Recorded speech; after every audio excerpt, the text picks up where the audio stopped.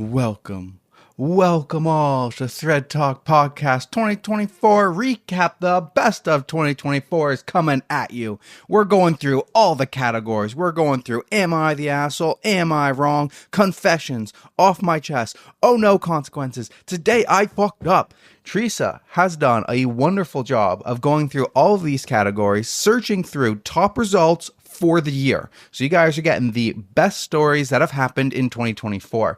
Teresa has read through hers. All of mine is going to be blind reactions on my side, because that's just the way that we roll over here. Are you excited? I'm very excited. I'm really, really excited. I'm so glad you came up with this idea for this episode, because it just seems like a great way to end our first year. Yes.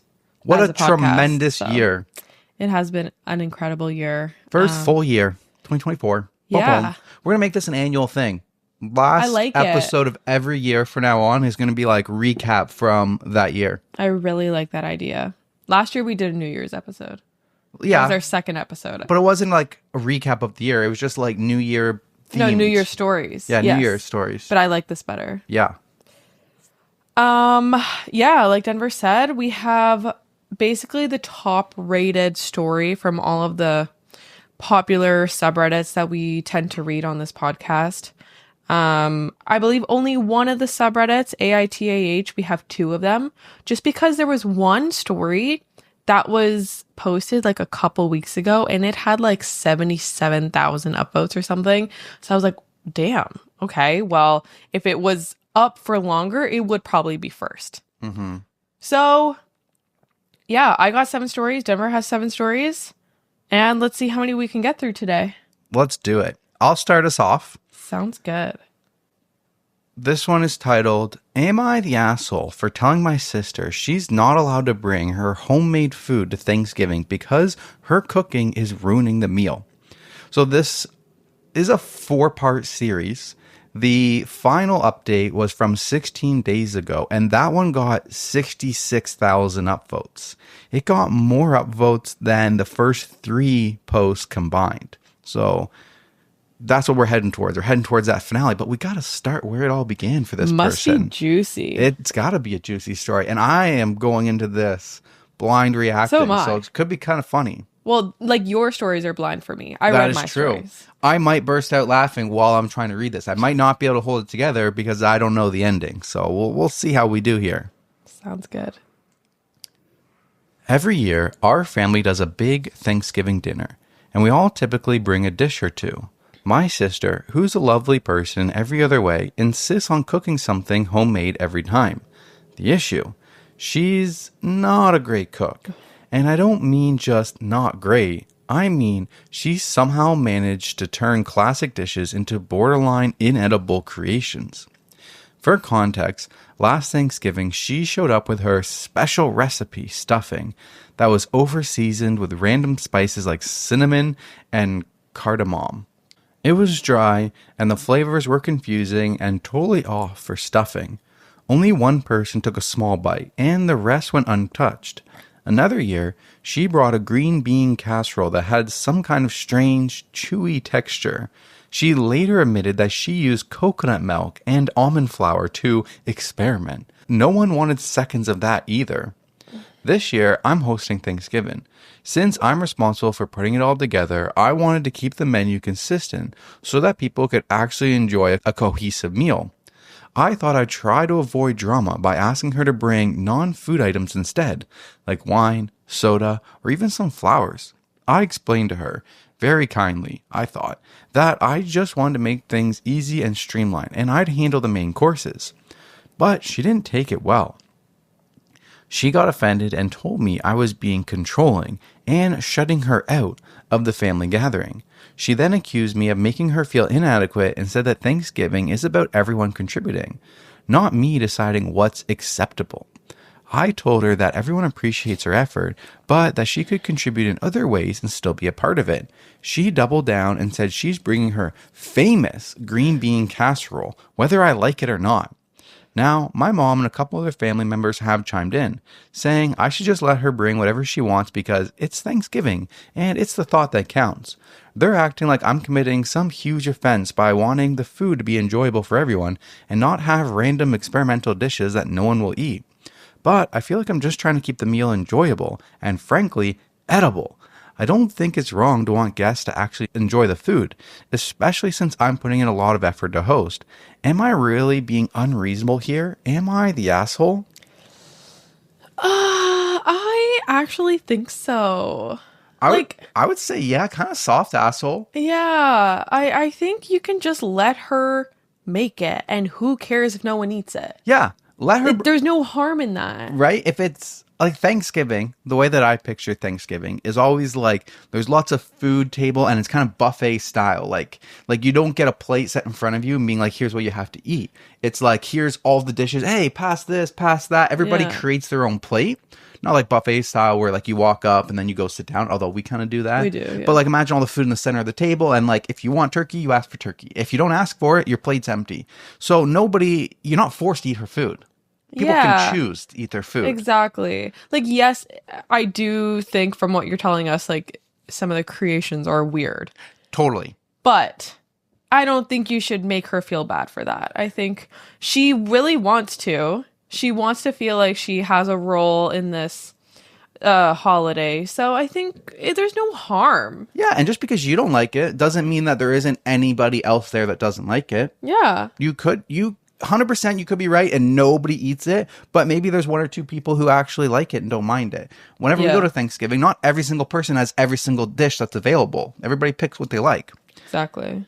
I will say that like at the beginning, I think you were smart and there wasn't anything wrong with asking her to bring a non-food item. Mm-hmm. Like, hey, this year, can you bring the wine? Can you bring the soda? Can you bring the flowers? Nothing wrong with like sneaking that in there and seeing if you can get away with it. But when she says, oh no, I want to bring a casserole disc, don't fight it. Yeah. Just let her bring what she wants and then she will decide what to do. If I was bringing, I always bring my rice. Yeah. Everybody loves my rice. But if suddenly I changed the recipe in the rice and nobody ate it, I would feel like, oh, I don't want to do that next year. Exactly. I don't want to make something nobody wants to eat. So like, she doesn't have any self-awareness to kind of see that maybe nobody likes my food. Right? Like, that's where I'm like, nobody eats it every single time. Like, do you still want to bring it? Yeah. Like one Thanksgiving, I actually did make a green bean casserole and it didn't turn out good. No. And I noticed people didn't eat it. Not scooping so I was like, it up. Okay, I am never, ever making this again. Like, I was so embarrassed. And yeah, I don't know. Like, if it's for the purpose of like, you don't want food waste, I think that's a different, like, approach here that you could have taken. But that's not your reasoning. No. The reasoning is like, you think nobody likes it. Yeah. You want people to have edible food. Like, you're kind of an asshole. Just let people do what they want to do. So. Let them eat what they want to eat. Let them bring what they want to bring. Yeah. So top comment, info. How does your sister react when no one eats her food? If she reacts poorly, try to push people to try or have seconds and is generally a sourpuss about it, then I think suggesting she take control of wines/crisps and non-baked goods is sensible. But if she doesn't comment or make a big deal, then it really doesn't sound like her cooking badly does any harm. No one eats it, she feels like she's contributed, and all it takes is throwing away the food at the end. Minimal hassle for a peaceful holiday that everyone enjoys. My brother can't cook, but it's tradition that everyone brings something. We just make sure he's not the only one bringing that type of dish. Mm-hmm. If he's on potatoes, trust me, at least one other person is as well. 2 types of potatoes never hurts anyone, and solves the issue when he doubtlessly brings something else so unappealingly inedible that most refuse to try it. Yeah. Right? Yeah, that's exactly what we said, basically. So OP does put an update at the bottom of this post. Update. All right, well, things have escalated fast. Thanks to everyone who offered advice. I tried to compromise, but it's already turning into a whole thing, and Thanksgiving is still a few weeks away. After our last conversation, my sister was pretty cagey about what she planned to make, so I reached out to my mom, hoping she could help smooth things over. Instead, she got defensive, saying that I'm overthinking and that it's just one dish. I told her I wasn't sure it was just one dish anymore, especially after hearing about my sister's grocery haul, including canned oysters and edible glitter. Then my mom let it slip that my sister has been hard at work on some creative menu she's planning as her Thanksgiving surprise. Apparently, she's been telling the family group chat, which I wasn't included in, by the way, that I'm being controlling and that she wants to expand everyone's palate with something truly unique. To top it off, my cousin sent me a screenshot from the group chat where my sister says she's bringing not one, but 3 dishes to Thanksgiving now. She's calling them her Thanksgiving trio experience, complete with her own place settings and little menu cards she's designing. I'm officially panicking because I have no idea what she's planning to serve, and for what I've heard, it's not remotely traditional. At this point, half the family thinks I'm overreacting, while the other half is texting me with things like, is she really bringing glittered sweet potatoes? I feel stuck. If I try to control it anymore, I'm the bad guy.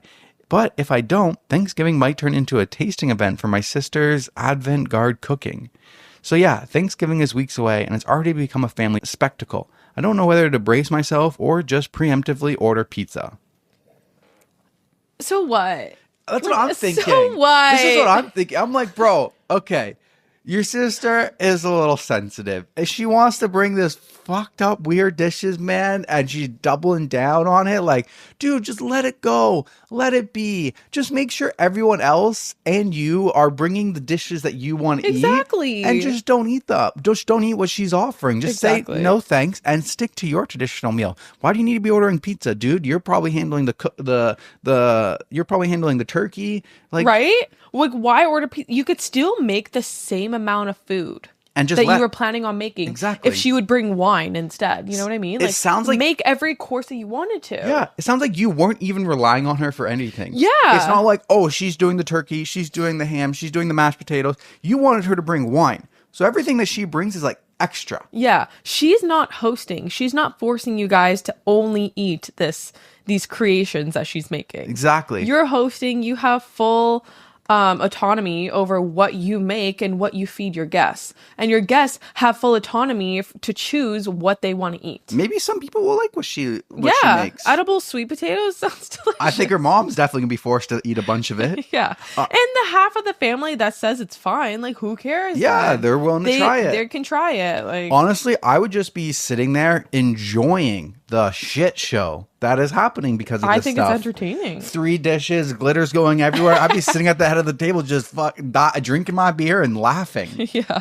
I will say, though, it sounds like his sister is, like, really far out with, like, creativity and everything. Mm-hmm. And he is, like, very reserved of, like, everything needs to be traditional and perfect. So much so that he is excluded from a family group chat. Is OP a guy? Sorry, again. Oh, maybe not. Doesn't say. I don't know. That's through my male lens. Yeah. But the part where it says that OP is not included in the group chat has me thinking, like, maybe this person isn't necessarily a very fun person. Mm-hmm. Like, what is the reason why he's not included in a family group chat?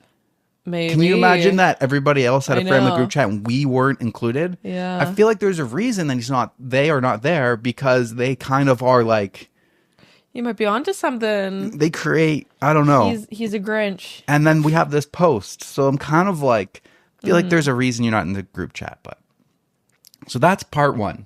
That concludes the first post. So here is the second post. All right. So Thanksgiving is just a little over 2 weeks away, and somehow things have escalated even further than I thought possible. I thought maybe my sister's Thanksgiving trio experience would be the peak of the drama. Well, turns out I was wrong. Since the last update, my sister has become fully committed to making her dishes the main attraction.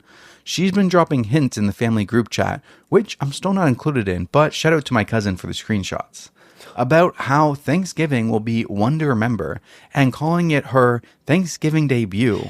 She's apparently been referring to herself as the Thanksgiving head chef, and has hinted that she's bringing some kind of culinary surprise centerpiece that will transform the whole experience.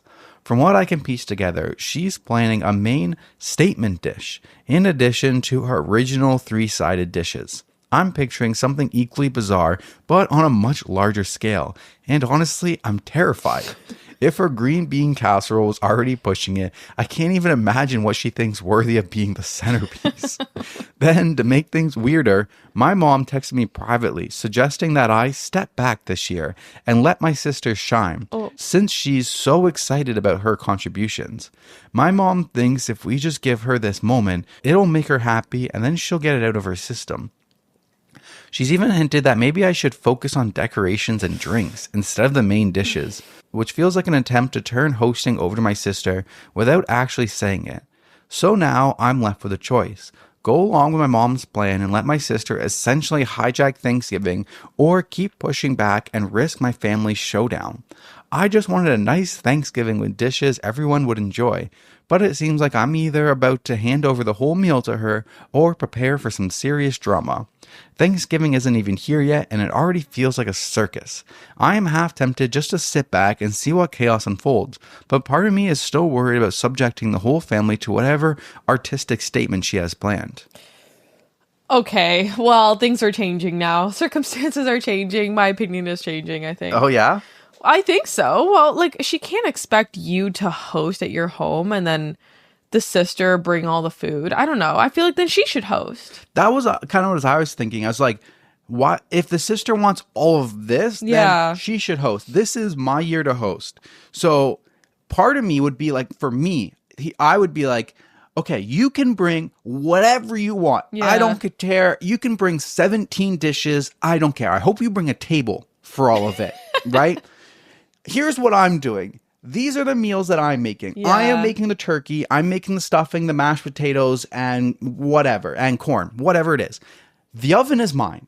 The kitchen space is mine. I am cooking and prepping in the kitchen. You can do whatever you want, but keep in mind there's only so much counter space. Mm-hmm. There's only so much table space for the table. The turkey is going in the middle of the table. That's the centerpiece. That is the centerpiece, okay? I am making all this stuff. You can do whatever you want. Mm-hmm. You bring so much, like, I don't know what you plan to bring, how you plan to keep it warm, because you're not using my oven. This is me hosting. It also just seems like it's not practical for her to host. Yeah. For OP to host at her home, but the sister to bring all the food for the entire family, like, it's not practical. Yeah, for OP to host at his home and for the sister to bring... or her. I know, I'm just making a joke because you said her. You didn't say his or her. You said her. That's why I'm saying the opposite side. Yeah. Or they or theirs. I would essentially be like, you do whatever you want. I'm making what's over here. The oven is mine. Put it together however you want. Keep in mind you have limited space on table and stuff. Hope you bring a side table for it all. But then there's the part where mom is fighting him and he's like, I don't want to cause a disturbance in the family. Me, I'm like, if it causes a disturbance, that's a you problem. This is happening over me. He's trying to save the whole family. So everybody that's there, I would just be like, asking them, be like, hey, would you still like me to make the classics? Or do you want to eat the fucking experiment going on over here? Yeah. Let the family decide. You're sorry. You're trying to save the family, but have they really asked for it? Because it seems like maybe there's a whole group chat who's excited about her food. Yeah. So I don't know. Yeah, maybe. I would just take a step back and just say, okay, she can host. Yeah, I personally would take a step back, and if she, like, say she wants to host, and just enjoy the shit show. Yeah, exactly. Top comment. Maybe suggest that the entire dinner be at either your sister's house or your mother's house. That way you can go and enjoy the chaos without having to clean up before or after. Exactly. Oh, man. I would be like, you know you're cleaning up, right? Yeah. Whatever mess you bring, glitter, you're cleaning up. I feel like also it would be kind of weird for her to bring all the food to OP's house.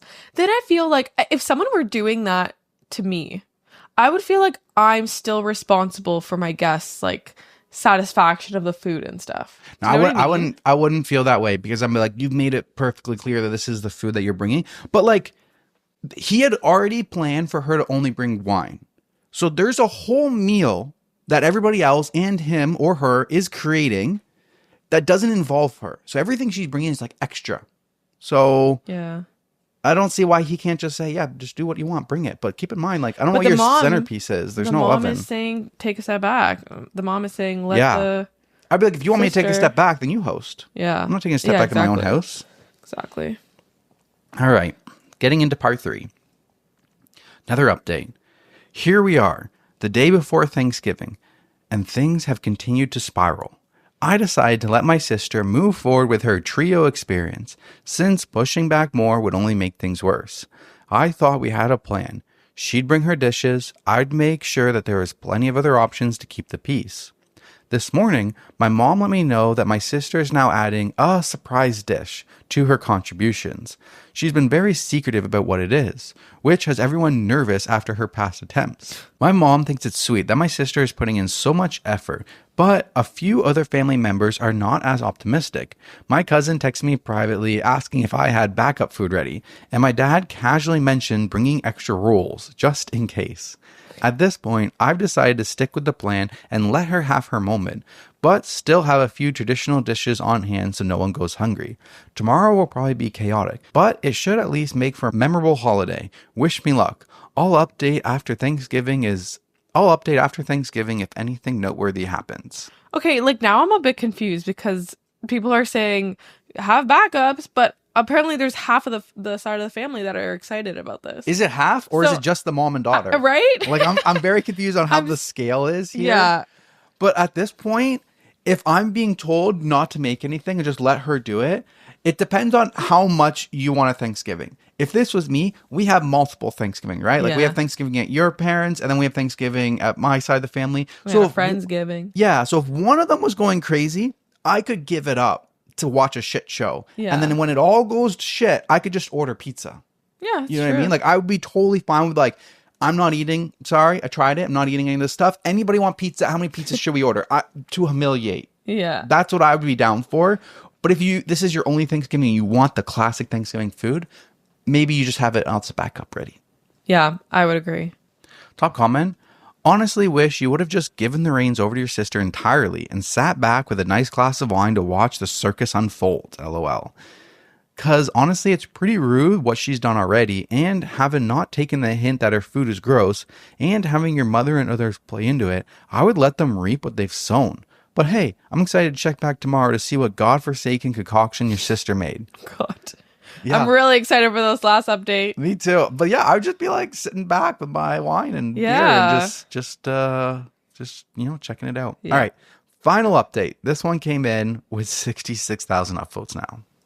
By the way, this is from AITAH. I don't know if you said that. I think we should state them at the beginning of every. Yeah, we should do that for now because there's one from every like big. So this is subreddit. AITAH, as Teresa said. Good job, Teresa. Thank you. Thanksgiving dinner is officially over, and I genuinely don't know where to start. I feel like I just lived through a fever dream of culinary chaos and family drama, and I need a moment to breathe before I can process everything. My cousin and I are headed out for drinks to dissect all of it because honestly, what just happened deserves its own Netflix special. I'll post photos later when I get home, but for now, let me try to give you the rundown. Oh my God, me personally, I would have been setting up the cameras for all of this. I would have been making a YouTube video of the shit show. Okay. So my sister showed up earlier than expected, which I should have seen coming. She came in like a storm, carrying not just her 3 dishes, but also this giant platter wrapped in foil, which she was clearly trying to make a big deal about. She immediately started rearranging the table, moving my dishes to the side so hers could take center stage. She even brought her own table runner and candles, saying something about setting the mood for a creative dining experience. I decided not to fight her on it because, at this point, I just wanted to get through the night without a blow-up. Her trio experience was, well, let's just say it was everything I feared and more. Oh, God. She started with glittery sweet potato mash that somehow managed to taste like a mix of sugar and sand. The glitter wasn't even edible glitter. Oh! It was craft glitter, which I didn't realize until one of the kids said, "This is crunchy," and I looked closer. Then there was the cranberry and oyster relish. Yes, oh my God. Oysters and cranberry. It looked like someone had spilled jam into clam chowder, and the smell alone was enough to make me lose my appetite. With the glitter, though? It's not edible. Is she trying to kill everybody? This reminds me With of microplastics? This reminds me of Big Brother this year with the girl who brought edible glitter in. Oh my God. My God. Finally, she brought a pumpkin curry casserole that had raisins in it for some reason and this weird fishy smell that clung in the air for way too long. I was going to say, like, bring whatever you want, but if she brought like a seafood platter, my appetite would be ruined from all the smell in the house. I can't handle that. We don't like seafood. Yeah. Okay.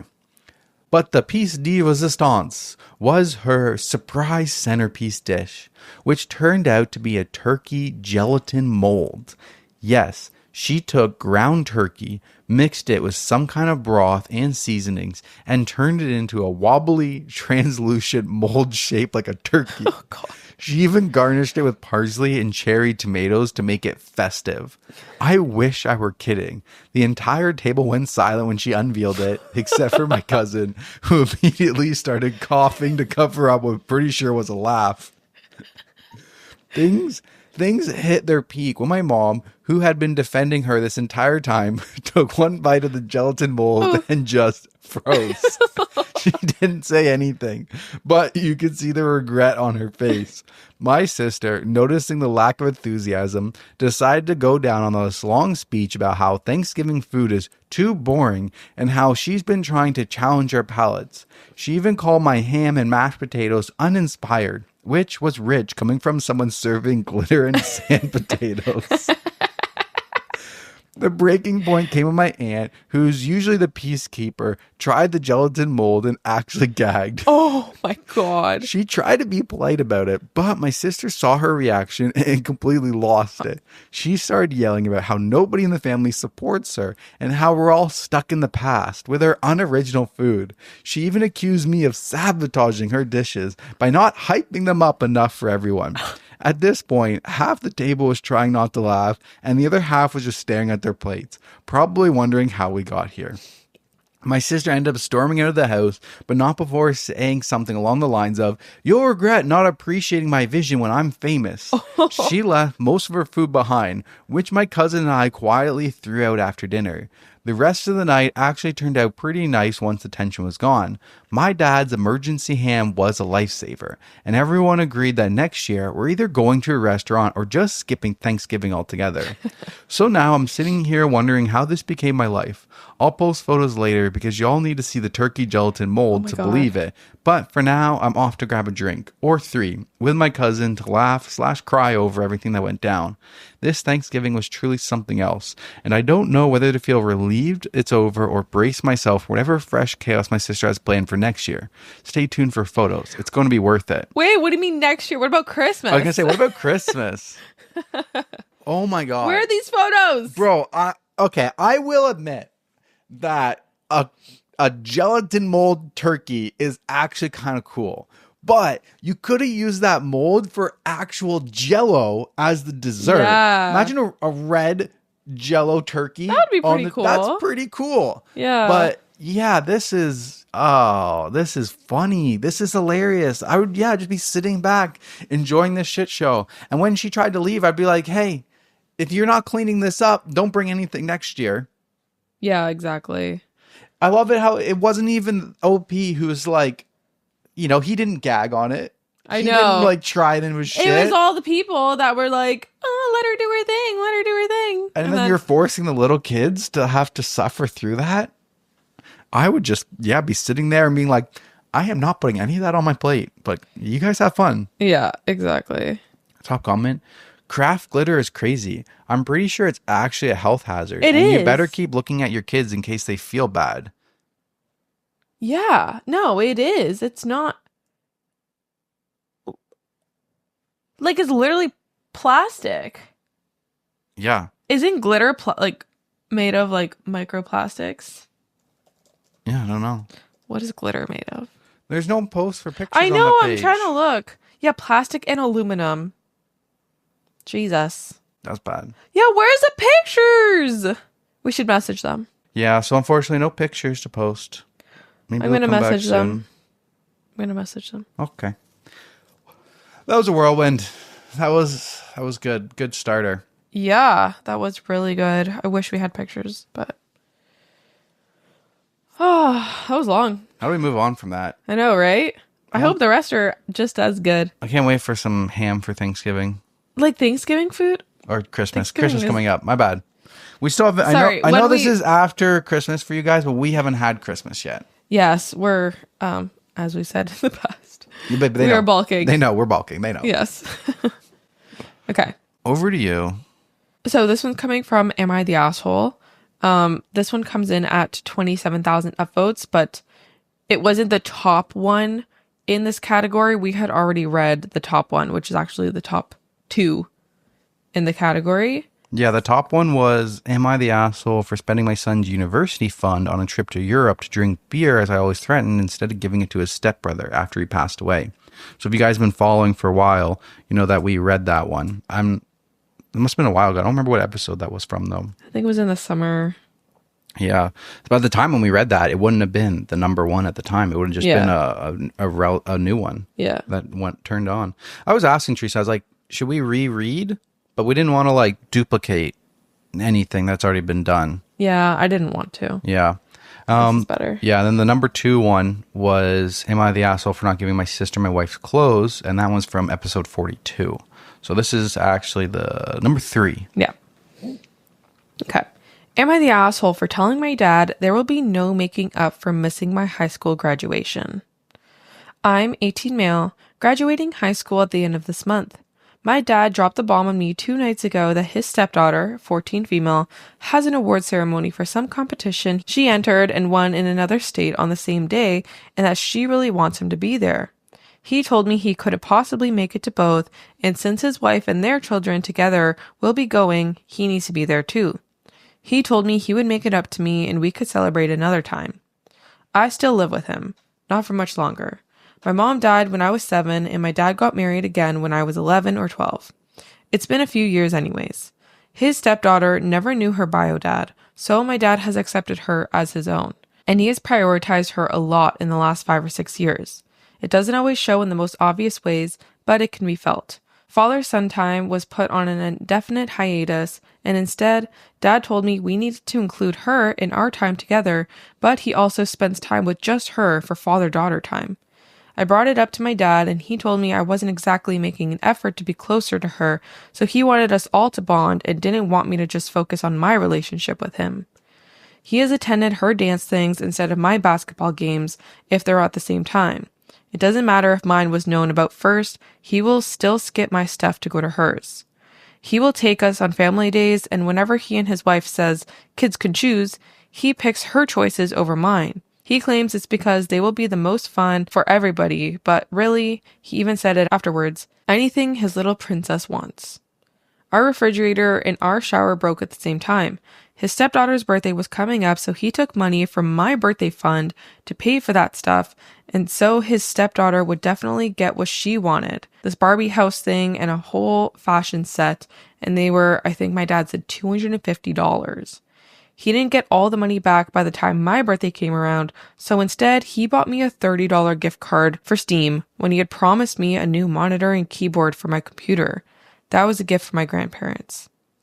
When my dad told me he wouldn't be at my graduation to go and support her, I told him there was no making up for that and he could forget about being included in my life going forward. He told me he would want to make it up to me, and I told him I will always come second to his little princess, and I'm not going to be okay with that. I told him he's discarded me for the last time. Dad begged me to be reasonable, but I walked away. Then I invited both sets of grandparents who agreed to come. His wife told me I could have come with them and I don't need to attend the ceremony, but could support my sister. I said her daughter is not my sister and I do not want to support their family anymore, and I will be out of their hair soon. She called me selfish and told me I can't deny her daughter a dad. Am I the asshole? No. I mean, there's a way to balance the 2 kids and stuff, and dad sucks. He sucks. Mom sucks, or stepmom sucks. You can miss your graduation ceremony. It's not that important. over come support your stepsister. some other event that is not as important as your high school graduation. That would have Like, do you not understand? They don't know how to prioritize anything. that would have been it for me. Like, you can For miss sure. your once in a lifetime ceremony. What's it called? For some event, dance event or something. No, it's sport an event, award. award ceremony for some competition. Yeah. This guy really sucks. And I'm so glad. It sucks because he's 18 and he's like, I still live with them. Not for long. Like, this has been going on forever. For 6 years, He knows, like, he doesn't want them in his life anymore. And it's unfortunate that his dad sucks so bad that, like, he pushed him to this. Right? Literally made his bed. And now he has to... Well, he's been dealing with live the with prioritization. He's been feeling it for a long time, and this is just final straw. Wonder what the grandparents say when he invited both the grandparents to be there. Right? His own parents are going to be there, and he's not. Like, I feel like the parents would probably shame him too. Yeah. Top comment. Not the asshole. Graduating high school is a big milestone. It's creditable your dad wants to be there for his stepdaughter. He needs to maintain balance, though, and I feel he should have made time for a once-in-a-lifetime thing for you. I hope you still enjoy your day and many congratulations. OP replies, that balance never existed. Once she came into his life, he prioritized her every step of the way. That makes me sad for him. He lost his mom. Literally. Oh my god, he has nobody. Yeah, then OP does go down and say that my dad's parents already had a fight with him over the whole thing. Oh. Do your grandparents know what's going on? Yes. Damn.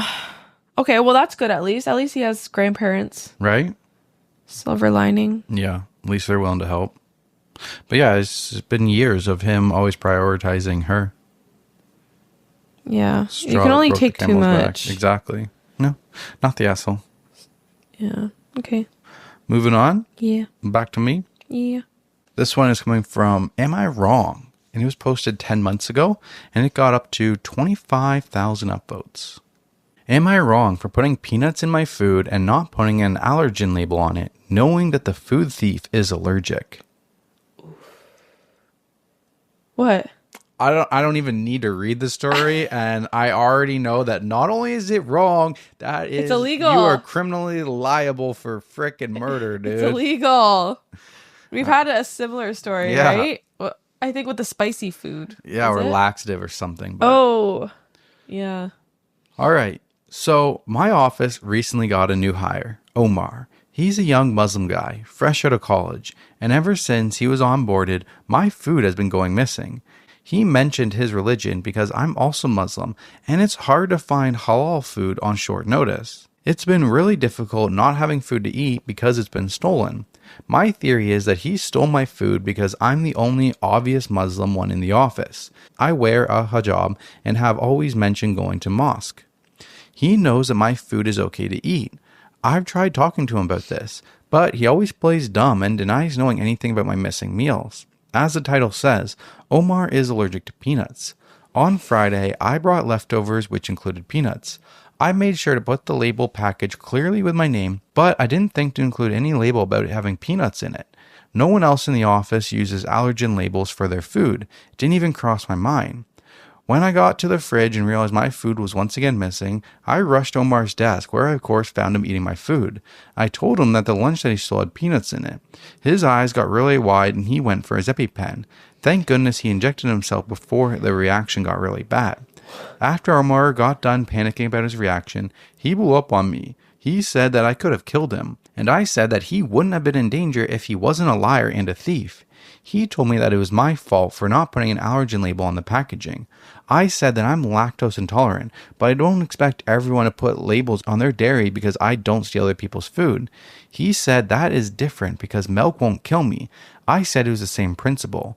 HR has ruled in my favor, but now requires allergen labels to be on all foods, and the entire office is mad at me. Not just for the inconvenience of the labels, but because I targeted Omar and tried to kill him. Now I feel bad. Am I in the wrong here? Okay, well, did he do it on purpose? I know, I'm confused because the title says that he did it on purpose. No, But it didn't say they did it on purpose. You just, am I wrong for putting peanuts in my food Yeah. and not an allergen label on it, knowing that there's a thief that's allergic to my food? This it sounds That like you is did it on on purpose. purpose. But then it says on Friday, I brought leftovers, which included peanuts. and I didn't think to put an allergen label. That is different. That is not, I feel like that is different from, I made lunch today and I put peanuts in it, knowing that my Yeah. coworker is allergic to it. So I would say not wrong. Depends on your intent. Yeah, I agree. Because I think it's actually illegal. Oh, the account has been suspended. Darn. Top comment, put a peanut label on all your food, whether it has peanuts or not, and put peanuts in it every other day just because. I would just put the frickin' peanut label on it all the time. Yeah. I don't think you should be responsible for some fucking idiot. If you are allergic to peanuts, why do you steal random people's food? Why, if you are literally allergic to some kind of food, why do you steal people's food where you don't know exactly what's in it? 100%. If I'm allergic to peanuts, there's no freaking way I'm eating anybody else's food. Yeah. I'm not eating any food that I don't know what's in it. If I could freaking die from eating the food, I'm going to be a little bit more cautious. 100%. I'm so confused. It's kind of... I'm happy that the HR was in favor of OP, though. Oh, thank God. Imagine they weren't. I think it would make a difference, though, if it was intentional to try to kill him. And you had no intention of eating that food that day. Like, you brought it just for the thief. Yeah. I feel like the intention changes things. I agree. Reminds me of that story where the dude he brought in spicy food and the cleaner's kid ate it. Okay, listen, nothing wrong with that. You know somebody's been eating your food. You bring in super spicy food. That's not illegal. On the off chance that they might take that food. Yeah. I got no complaints for it. Yeah. You putting in laxative or peanuts, a decoy meal, I have a problem with. Yeah. You bringing in something that you would have ate anyway, and they happen to take it that day, I got no issues with that. Agreed. You putting in a decoy meal, waiting for someone to steal it, that's when you become liable. Yeah. Yeah. All right. Back to you. Okay, so this one is coming from Am I Overreacting? And the top ones in this category are like really short, just like text message screenshots. So this is actually the 4th top rated of the year at 36,000 upvotes. And it's the update that has the most upvotes. So there's 2 parts to it. Okay. The title is, Am I Overreacting? My friend found my husband on Tinder. Eek. I, 29 female, and my husband, 38 male, are expecting our first baby, and I am 30 weeks pregnant. My coworker, who is also a good friend, approached me at work asking, "Does your husband have a brother that looks just like him?" I said, "Yeah, he does. Why?" Then she asked me, "Is his name John?" To which I replied, "No, it's actually not." Then she explained that she was scrolling Tinder and came across this profile that looks just like my husband. She showed me the screenshots, and I was so shocked to see that my husband is currently on Tinder using a fake name of John. Now, some backstory. We actually met on Tinder, and he used the same photos for his profile as he did when I came across his profile, and also the same biography. We met 8 years ago. I was out of town working, about 100 miles. My friend has her Tinder set to the farthest distance radius possible when I found out this information. My theory now is he must use Tinder to try and hook up with women while I'm away, as I go out of town for work for a couple of days on a regular basis. Either that or this is a one-off thing. Because his Tinder hasn't changed since I met him on there, I am worried he's had a Tinder on and off our whole relationship. Am I overreacting? Should I blow up our whole lives and marriage with a baby on the way? I haven't approached him yet about this because I don't know the best way to go about it. But I have screenshots and everything, and now that I'm back home, I've been distant and he keeps asking me what is wrong. I would blow everything up. Fucking nuke that shit. You know, like it's a miscommunication. Maybe he still has the profile. Oh yeah, that's a fair point. Okay, it's like the same profile, same bio. Maybe it's just the account has been there. But 8 years would Tinder still be putting him to the top of the list? He hasn't logged in 8 years, so no, I think he's just a lazy piece of shit and doesn't update it. He probably hasn't updated his profile because he's probably a little overweight now and his pictures don't look as good. So True. Okay. On to the update. Okay, wait, let me read the top comment. Girl, I would make a fake profile and match with him, then see what he's doing on there, or have a friend do it. I think you already know what he's on there for, but if you want legit proof, go get it. I fear he will try to gaslight you and lie about what he's doing. 100% do that. And also be like, honey, I think we should get a Ring camera. Or even better yet, like, just surprise him. Just order one and be like, oh yeah, I saw them on TikTok. They're great. It's good security. We just totally get one. Now he can't bring bitches back. Yeah. OP replies to that. This is a really good idea. I don't know if I have the patience to wait that long. I do not have a good poker face or acting skills. Yeah, just blow it up. Just nuke that shit. Okay, on to the update. I confronted my husband with the news that my friend found his Tinder profile. Many of you have wondered if it's the old account from 8 years that he just never deleted. To this, I know for a fact it is not. But yeah, I feel like you got to get a little bit more proof than just finding it on there. Him just finding him on there, he could slither out of that shit. You got to get in there with a fake profile and get that definitive proof. I feel like I changed my vote now. Okay. Reasons why I know that it's not his same profile. 1. I went back through my old photos and found the screenshots I took of his profile 8 years ago, and it turns out it's not the exact same. Some photos are the same, particularly the first one, so it made me think it was the same profile. Also, the caption is slightly different, the difference of a single emoji. 2. The name changed to John. 3. The updated selections such as dream job, lifestyle selections, and interests. These all had selections with things that sound like him. These sections are new from when I used Tinder 8 years ago. 4. Above his name and age section on the first picture you come across while swiping Tinder, it says active. I have seen many of you comment and also read online that this means he has been using the account in some capacity recently, as in the last 2 weeks. I haven't been able to nail down an exact time frame. 5. People are also saying Tinder will not recommend profiles of people who are not using the app. They kind of just remove dormant users from the algorithm. And 6. He is attractive enough to have someone want to use his photos. But, reason 1, also rules out the catfishing theory. 2 of the photos are different from the 8 years ago profile, although still old, and I've seen them before, so this is why I believed it was the same. No one would have access to them. He doesn't have social media. I decided I would just talk to him rather than put myself through the stress of trying to catch him on a date, if you like pina colada style. Being pregnant, I'm really trying to stay calm and as low stress as possible for the health of my baby. Plus, tricking/trapping in relationships just isn't my style. In my mind, he's already caught. The reasons I listed above are enough proof for me. So, as many of you and myself predicted, he has resorted to gaslighting and lying. He vehemently denies that he has been using Tinder, meeting other women, or that he has had sex with anyone else, yet offers no explanation for the presence of his Tinder profile. He implores me to think logically about when he could do this, as he's home with me every night, which is true, but I had to remind him I leave him home alone for at least a couple of days per month. He insists that he loves me and is excited for our baby, etc. But when I asked to see his phone, he refused, saying, I don't want to be that couple who looks through each other's phones. I told him, given the situation, if you won't let me check your phone, then I cannot trust or believe you, and I will have to assume the worst. In my mind, we have been very happy and content recently. Things have just felt good. This just goes to show you never really know a person.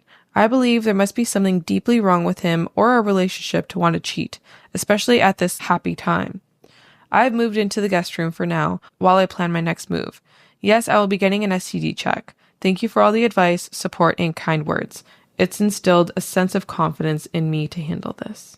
If you're not willing to show your phone, you're fucking You're guilty, bro. done. You're done. You're done. Either you hand the phone over in that moment, or you're done. And he didn't. That's it. You're done. You just confessed. You might as well just confess at that point. That was a confession. You're better off confessing, and maybe she'll forgive you, which she shouldn't, but some people do. So you're better off just confessing at that point than holding your phone. Exactly. Yeah. Top comment. I commented on the last post, but this exact same thing happened to me. The only difference is that I was dumb enough to stay. I wanted to make it work for my children. It didn't. He pretended to be interested in therapy. He pretended to be faithful. All the while, he was still meeting randoms off the Tinder, Hinge, Bumble, you name it, for unprotected one-night stands. He would delete the apps before coming home and reinstall them in the morning when he got to work. My entire life felt like a lie, and I wasted too much time on him. I think you're a badass for not tolerating this behavior and for not allowing the lies and gaslighting to sway you. I got a tip for you. If you think that your spouse is cheating and you have access to their phone and you go through your phone and there's no apps on there, even after you do like the search button and stuff and there's no apps, don't stop there. Go into the app store, search up those apps, and you can tell whether or not they have been downloaded before. Like if I go to Tinder on my phone, it will give me like the re-download button, not the need the password to download a new app. But that won't prove anything. Well, then you go to the login, and does his auto password and login show up? So you might be able to find out that way. Maybe.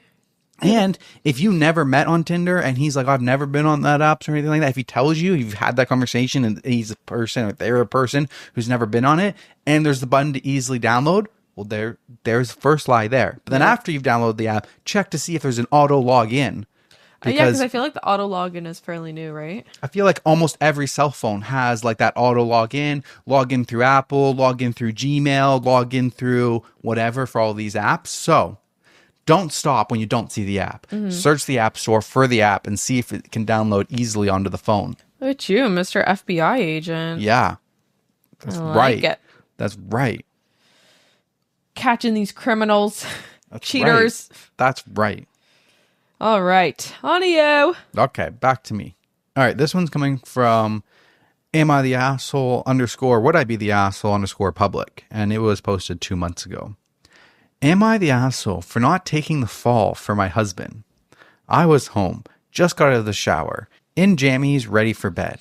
Husband has been drinking. He's really drunk at this point. I tried to stop him from leaving, but he left anyway. 4 minutes later, he calls me. I answer. He's yelling, "Open the door! Open the door!" I swiftly ran to open the front door. He says, "I crashed into a house. Come see." I was speechless and said nothing. I grabbed my slippers and a coat to follow him. It was dark. The next thing that happens is a very strong person grabs both my arms, put them behind my back, cuffed me, then slammed me down on the trunk of a cop car. I was placed in the back seat for over an hour. Cops kept coming back asking me the same questions. One cop finally says, "Your husband is saying you were driving and you crashed in the house. I smell liquor on him and not you. I don't think you're even here. He's dressed to go out and you're dressed about to go to bed." The end result was that my husband got a DUI. So am I the asshole for not taking the fall? He's still furious with me for not saying it was me. He says it would have made more financial sense if I took the fall so he wouldn't have been hit with the $10,000 price tag of DUI. It's making me feel like I'm crazy. Please help. Oh my God. What the fuck just happened? Okay. No. Like, there would still be consequences for her. Right? You crash into a house. She would still... They cuffed her. They arrested her. Yeah. Bro, what if someone was in that house? Yeah, what if you accidentally killed someone? Yeah, what if they're underneath the car right now? Would you want her to go to jail for you? Right? I'm sorry. Like, okay. Yeah, you were under the influence. It doesn't sound like you killed anybody, thankfully. And yeah, you have a $10,000 price to pay. That is an expensive lesson that you're now learning. Don't forget the damage to the house. But still, she did nothing, and there's probably a record there.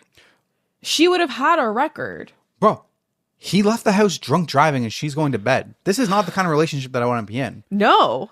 I can tell you, if you left the house drunk, it wouldn't matter what happened to you, whether you got to your place safely or whether you freaking crashed into the moon. We're done.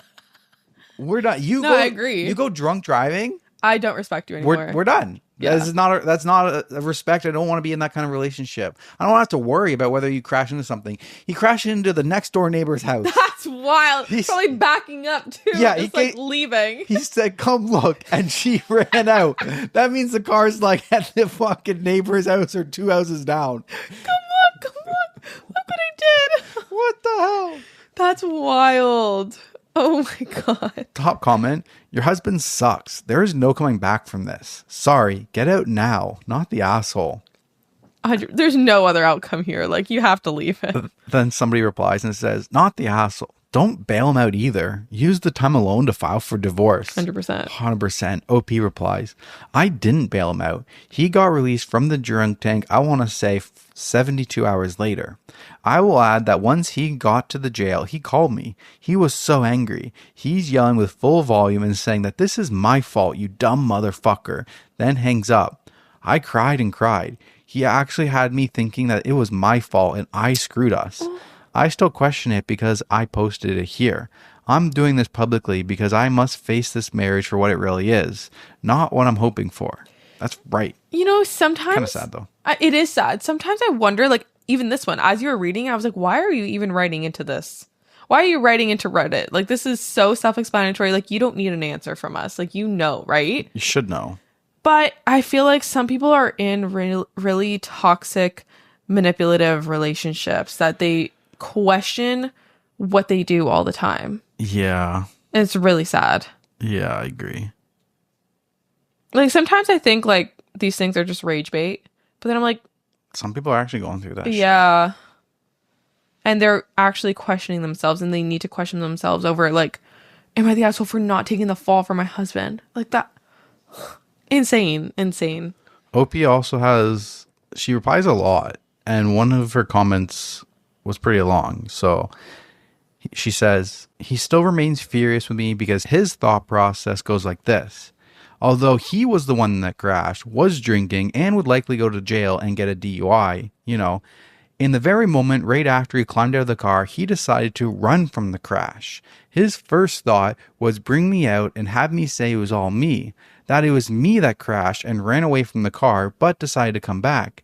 He thought if I went along with his plan, then I would be saving us so much money. That I would be hit with lesser fees and lesser sentences and a stern fist shake from the judge, a misdemeanor. That was his first thought. He didn't even let me know what he was about to do. Nothing. I had no idea. He even ran so much faster than me where I was having a difficult time trying to keep up. Then suddenly he disappeared from my view. I was looking for the crash. It was dark. Yes, you could see, but not clearly. Keep in mind that none of us had any idea if anyone was killed inside the home. I'm still not at the car crash and home yet, but I'm coming close. I don't know where my husband went at this moment, but I'm not focusing on him. Still approaching, I start to see neighbors more clearly rather than moving shadows. The entire neighborhood was out. Cops came quickly. As soon as my husband had crashed, everyone called 911. It was that loud. I was expecting cops and crowds. How could anyone not? Not thinking about flashing lights or how many people were outside staring, everything started to move slow. I'm terrified of what I start to see. I can finally see the house that the man I married crashed into. Right as I'm crossing the street, that's when I get cuffed. They also cuffed my husband, but I wasn't aware of that just yet and where he had gone since I lost him while running. Keep in mind that it did not take my husband only 4 minutes to get back home. It took some time. He crashed 4 minutes after he peeled out of our home and called me as he was running. Many people are getting confused with the timeline. I only posted the bits that really mattered. The scenario because I wanted their advice on the subject matter. Y'all know the rest of the story. I will admit that I feel shame. What have I become? How could any sane person accept this? The responses that I have received have really had an impact on me. Almost like the clouds are starting to clear, and I remember what the sun once looked like. I must accept that there is no excuse for what he did. For fuck's sakes, his first thought was to set up his wife. That was his first thought. That's sad. So sad. That's so sad. Oh my God. I feel bad for me too. What a piece of shit. Oh. Well, at least she can leave him now. Hope she does. Yeah, it sounds like she will. Better. All right. Back to me. Back to you. Okay, so this one comes from Best of Redditor Updates. And this is actually the second top rated one because the first top rated one we actually read in the last episode of Heartwarming, titled My Husband Doesn't Know That I Know What He's Up To. Yeah, there's a blanket one. That one was cool. That was sweet. Cute. So this one has a whopping 24,000 upvotes. And the title is Boyfriend, 31 male, woke me up, 34 female, at 2 a.m. to make him dinner. I made him leave instead. I am seriously never dating again. No advice needed, just wanted to vent. Throw away for the usual reasons. So I became official with this guy a couple months ago. He was sweet, kind, funny, gorgeous, the usual stuff. Everything was fine. We'd stay at each other's places, have date nights, general relationship stuff. In short, no red flags. A couple beige ones here and there, but everyone has those. Then comes the other night. He's currently having to pick up slack at his job due to multiple people quitting. We decided to spend the weekend at my place as his roommates can be quite loud and he needed to concentrate on fixing a system at his job so he can remotely work. Friday is fine. We stay in and between his working, we do a usual couple stuff. Saturday comes and something has gone wrong and the stress is doubled. So he isn't eating anything I make, which is fine. I simply remind him there are leftovers in the fridge. By 11 p.m., he's still working, so I head to bed. I am then startled awake by him at 2 a.m. shaking me, telling me he's hungry now. Confused, I remind him about the leftovers and turn over to go back to sleep, but he gets grumpy and tells me I need to make him something fresh, now. I'm honestly completely confused and so sleepy, while he rattles on about coconut shrimp or something. Still half asleep, I just stare at him as I try to work out what the fuck is happening. I'm guessing my silence pissed him off as he started having a go at me for not doing my duty as his girlfriend. That woke me up fully and I told him to get out of my house. His attitude changed then and he was apologizing, but I just repeated myself and eventually he left the room. I followed him, picked up his stuff, put it into a bag and once again told him to get out. He looked like a deer in headlights. He kept trying to say sorry and hug me, and it was only when I threw his car keys into his arms that he realized I was serious and he left. This was Sunday morning. It's now Monday night, and I still refuse to speak to him. He's tried calling and texting, but I'm honestly just annoyed and dumbfounded. I know I'll have to speak to him at some point, but I don't want to. He's an idiot. If/when I speak to him, I'll update. For now, I'm going to bed. I don't think there's ever any need to talk to him. No. If you have to explain, that's not a relationship that you want to be in.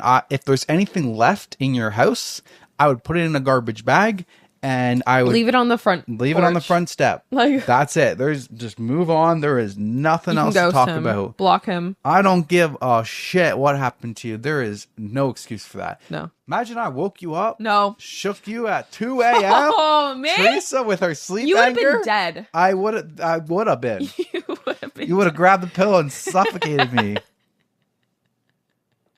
I wish I was joking. No, but come on. Even just the fact that he woke her up and she was like, there's food in the fridge and like tried to go back to bed. That would have pissed me off. Right? Like, at that point, I would have been pissed. That would have been pissed. That would have been pissed, but that wouldn't have been a red flag. That would have been the beige flag. No. If I just woke you up being like, I'm hungry. I guess. What if I woke you up and I was like, oh, I'm going to McDonald's. You want some? I would be happy. Just bring McDonald's back and put the french fries in my mouth. Okay. Sleep and food, Teresa's two favorite things. Which one do I value more? Okay, there is an update the next day. Holy sweet Jeebus. That's a lot of notifications. Thank you for your overwhelming support. Glad to know I'm not the only one who thinks this is stupid. Also to the ones who said I should have just done it or agreed with the man-child. Thank you. I needed a laugh today. On to the update. He came into my job to talk and explain that his friend saw a video of a woman being woken up to cook for her man and they decided to test it out on their partners as a loyalty test. So my initial judgment of him being an idiot was correct. He was surprised when I broke up with him, but he was calm and accepting, albeit sad. Either way, that's over with. To answer a few concerns, nope, no drugs, just bad judgment. No mental health concerns. Yes, he's stressed, but it's surface stress. That'll be fine once his work hires some new people, I'm sure. Honestly, not my concern anymore. Someone mentioned unconditional love. The relationship was less than 3 months. Chill out. Bro, the relationship could be 30 fucking years long. Yeah, literally. You're done. You're done. Seriously, though, thank you for even taking the time to read my sleepy ramblings. I'm going to buy myself a nice bottle of wine once I finished work and as a thank you to myself for not settling. Until next time. Perfect. I love a woman who knows her worth. Oh my god, this is fucked. The top comment on the post: dude's in his 30s and wanted to test his girlfriend of 3 months. What the fuck? What a child. I wonder why he doesn't have a solid relationship. Like, what is with these TikTok trends, like that other story that we had with the guy stealing the ice cream? Oh my god. Yeah. He did it as like a video trend or whatever. Like, you're a grown man. That's embarrassing. This is fucked. Ew. I think the woman that agreed to make that TikTok of her husband waking her up at 2 a.m. to cook food, I think she did that as like a way for other women to find out if their boyfriends are pieces of shit. Like, it was a TikTok trap. It was a Reverse trap. psychology. Like, bro, if you get pulled into a video like this, you're welcome. You're fucking welcome. You're welcome. You dodged a bullet. I gave these dumbass motherfuckers an idea of a thing to test, a loyalty test for women, made them think that it was a good idea that I'm doing it, but it's a freaking trap. That's all it was. We girls have to have each other's backs. Right? That's so good. There's a place at the top that says no red flags, a couple of beige ones here and there. What are some of my beige flags, babe? I feel like there's a lot, but I can't think of any right now. Beige flag. The first time I kissed Teresa was in a movie theater. No, that was okay. Oh, it's okay now? I mean, all the times you shame me for it, but now it's okay. I wouldn't really say it was a beige flag. It was just like not ideal. Not ideal. What are my beige flags? You did not live in the condo that we met in the gym at. How was that a beige flag? I thought you lived in the condo. I was 18. Sorry, I couldn't afford my own condo. I didn't know you're 18. I thought you were older. So, but that's not a beige flag. That's a beige flag to me. No, a beige flag is like a characteristic that I have. Like something that I do that is like toxic. That's slightly toxic. That wasn't. Oh, that's what a beige flag is? I don't think the flags are only about your traits and personalities. Yeah, it is. It was a beige flag of our relationship. I thought you were older. I thought you had your own condo. I don't think you're understanding. I don't think so. Am I right? Am I right? Is Denver wrong? If not, let me know. Pretty sure I'm right. Okay, let's just move on. Let's move on. All right, so this next one is coming from Offmychest, and we actually did read the top one for this category. The top one was, I think my husband fathered his best friend's children, and now one of them is attracted to my daughter. So we did read that one already. So this one is coming in as the second ranked one. And if you guys are curious for that one, we read it on our Patreon. So if you guys sign up for our Patreon episode 17 was when we went over that story, and that was a juicy story. A really good story. That was one of the wildest ones that we've had with lots of updates. Yeah. So that's reason for you guys to join our Patreon. There's also like 31 other episodes for you guys to binge on our Patreon. So yeah. Come on over. Appreciate the support. But let's get into this one. So from Offmychest, posted 7 months ago with just under 10,000 upvotes. I gave my very stoic roommate flowers for his birthday, and his reaction almost broke me. Stoic. That word stoic is back. It's been coming up.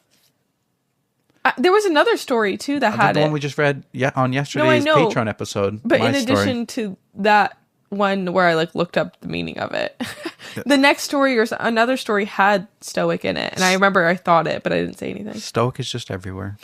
So I, 25 female, Have a roommate, 30 male, who is the polar opposite to me in terms of personality. I'm very outgoing, don't really hold back with emotions, and chatty, whereas he's very reserved, not very emotional, and introverted, but we balance each other out very well. I knew it was his birthday. It happened yesterday, and he told me not to bother with getting anything for his birthday because all of his friends were out of town anyway, and he was just going to order takeout and watch Netflix. I still wanted to do something, so after work, I grabbed a pastry from a bougie bakery we live near and got him a bouquet of tulips.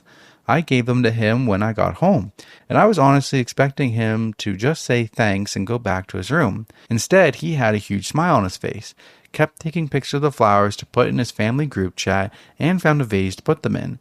He gave me a really long and tight hug and told me quietly, "Thanks, Mango. I needed this." Turns out it was his first time anyone's ever bought him flowers. He spent the next 5 minutes moving the vase around the apartment, trying to find the best spot for them. I nearly teared up and ended up leaving the room.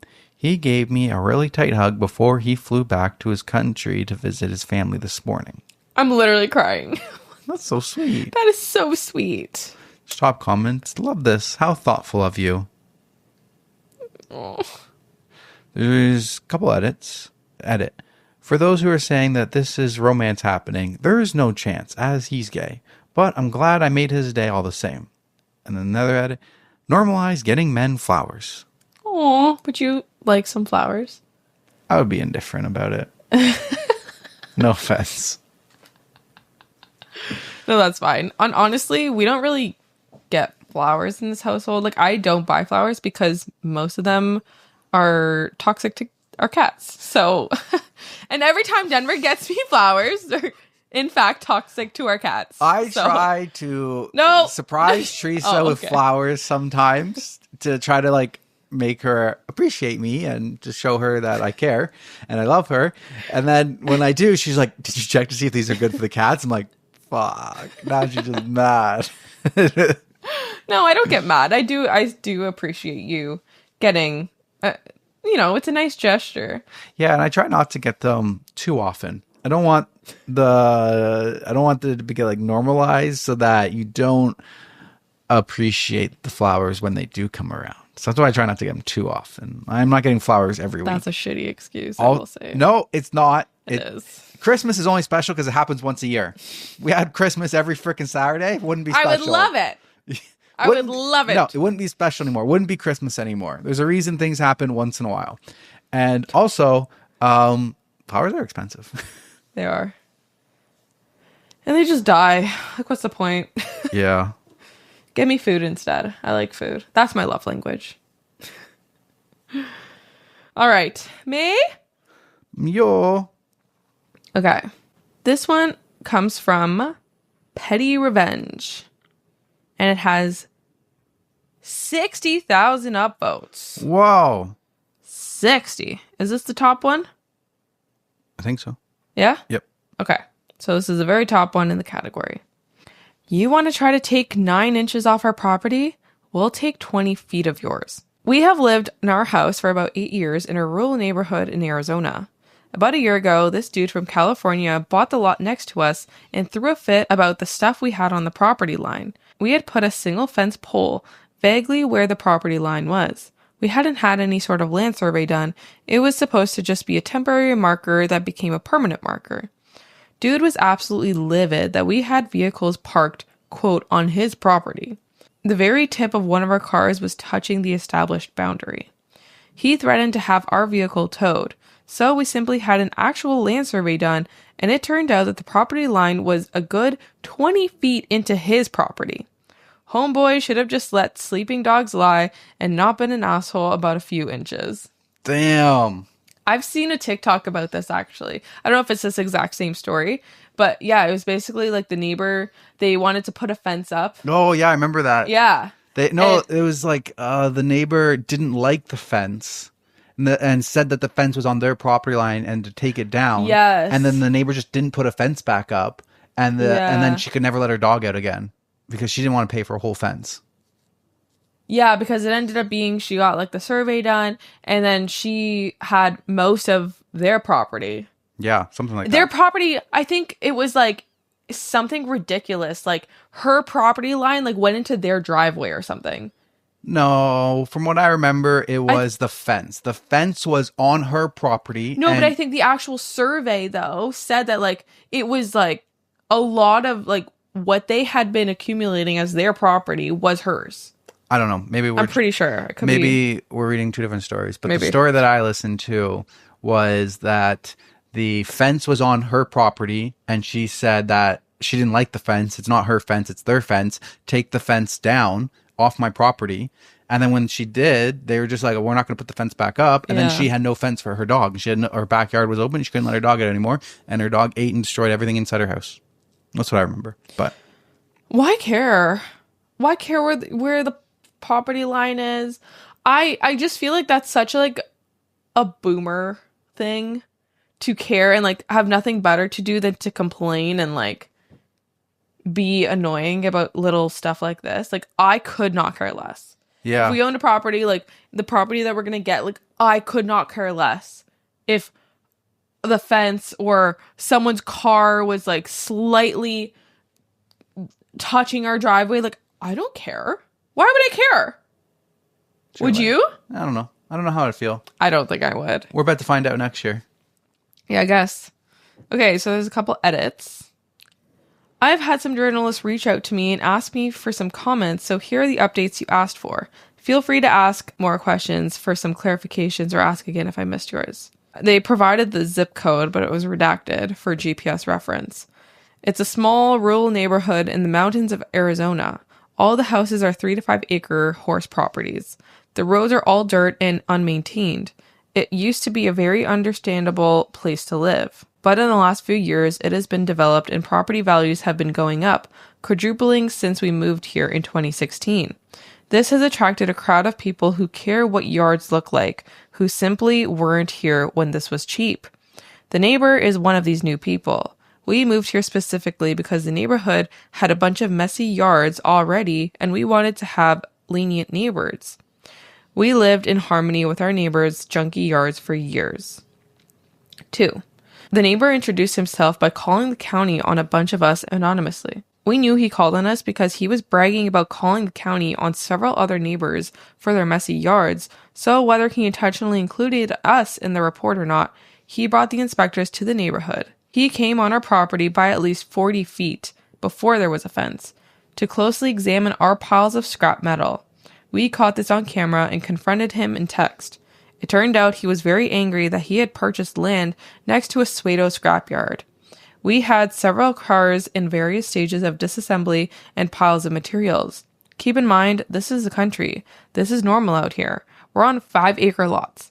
Another detail that I missed in my original post, he isn't even living on this lot. He bought a lot with a very small cabin 3 houses down, along with the lot next to us, with the intention of turning it into an income property. After we confronted him in text, he confronted us in person in our front yard, leaning against our no trespassing sign and screaming obscenities at us. 3. We haven't seen him. Since we saw him on our security camera observing the survey markers, dismayed. It's entirely possible that we chased him out of the neighborhood. The people on the other side of his lot, who have an equally trashed yard from their small-scale pig farming operation that he should have known existed before buying the land, had such a bad experience with him that she had a restraining order on him. They are also having a potentially equally funny dispute about a shed that she built fully on his lot over 15 years ago, which means they're going to have to go to court over who now owns it, and our adverse possession laws are certainly on her side. Currently, we are building an ugly fence on the newly surveyed property line. Jesus, this dude sounds like a nightmare. But yeah, did you know that if you build a fence line or a building or something on your neighbor's property and it's there for so long, it can then legally become your land? No. Yeah. That's crazy. Yep. In Canada? I don't know. Oh. I remember hearing about this at one point. I think it depends on where you are. Every state would be different. Yeah. Every county would be different and stuff. But there are some for like these farms and stuff where like if you built like a field with like a fence line and you built it on the neighbor's property after like 10 years or something like that, then like the property line would now be like on that fence line. Damn. It was originally, I think it comes around for like farming so that people don't have to like redo an entire fence line, which could be quite expensive when it's like hundreds of acres and it's meant to be like 2 feet, 5 feet over the line or something like that. I think that's where it came from, but yeah, crazy. Damn.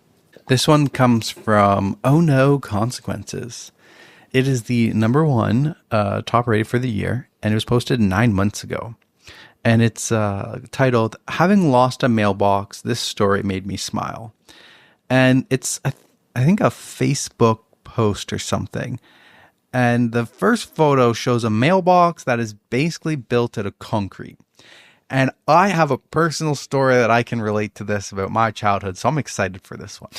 Perfect. Right. So glad I gave you this one. So if you're watching on YouTube, you see the image right now. If you're on Spotify, it's basically a mailbox that is centered around concrete with a small spot for the mail to go inside. And then the caption underneath it is, "Let's see little punks smash my letterbox now." Wait, is that a thing? Yep. Have you ever, so when I was growing up, people thought it was a fun idea to take a baseball bat inside their car and they would go down the streets and they would smash mailboxes. Why? Have you never seen the movie? No. What's the movie? Oh, the classic one with Matthew McConaughey. Probably haven't. That's why I like high school girls. I get older and they stay the same age. This is line. American Pie? No. Fuck. 2 seconds later. Dazed and Confused. No, I've never You've never seen Dazed and Confused? No! After Christmas, we're watching Dazed and Confused. Made in 1993. Classic movie. After Christmas, I like it. Yeah, I can't recommend any movies until Christmas is over. Christmas movies only. Yeah. Until Christmas. I know this is coming out December 31st, so sorry about that. But it's still Christmas for us. Do people still do this? When I was growing up, people was doing this to our mailboxes. I think it turned out to be like someone was bullying Kat or something in school somehow, or not like bullying her, or like friends. I forget what the exact story was, but I think it had to do with Kat. Okay. Somebody that knew Kat, and they kept smashing our mailbox with like a baseball bat. And eventually, my dad made a mailbox out of a propane cylinder that you'd use for the barbecue, cut the top half out of it, welded on a hinge, and that was the mailbox. So like it was super thick metal and people couldn't smash it in. And then eventually someone came along with a chainsaw and cut it off from the post and stole it. Yeah, it was wild. Oh my God. Lasted like years. All right. So below that comment says, "This reminds me of the guy who used to live on my dad's street. Every time it snowed, the snowplow would take out his mailbox, and only his mailbox. And just to be clear, it was done intentionally. No one knows why, but the driver of the snowplow would target his box and mow it down. He'd call the DOT to complain and would get an earful of excuses that amounted from, 'Not our fault you have a wimpy mailbox.' Fast forward to the next winter. First decent snow starts falling, and every kid is hoping for a snow day.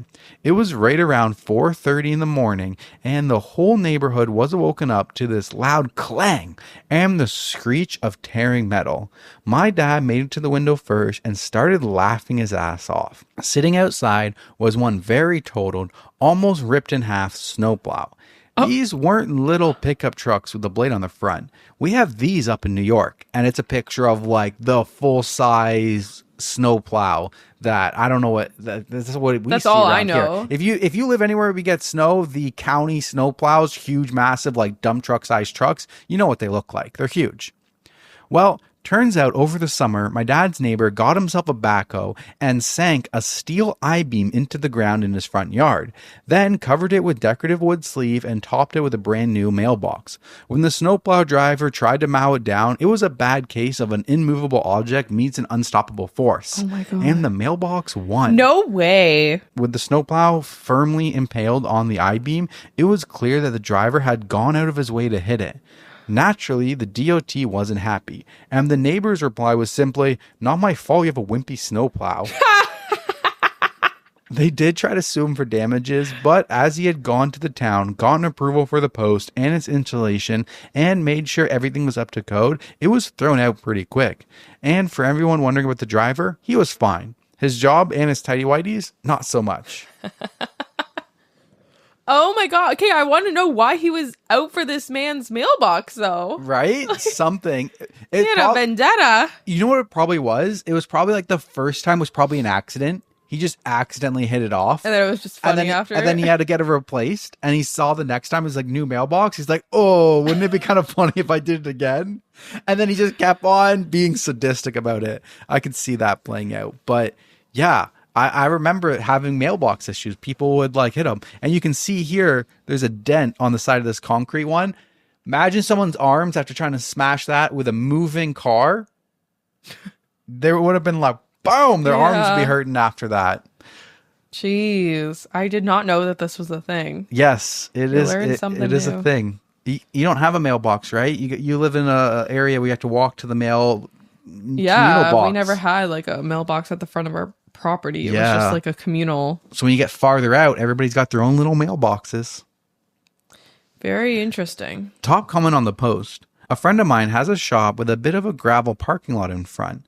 The USPS randomly declared one day that they would no longer deliver mail to his door and demanded he install a mailbox near the road. So he did that.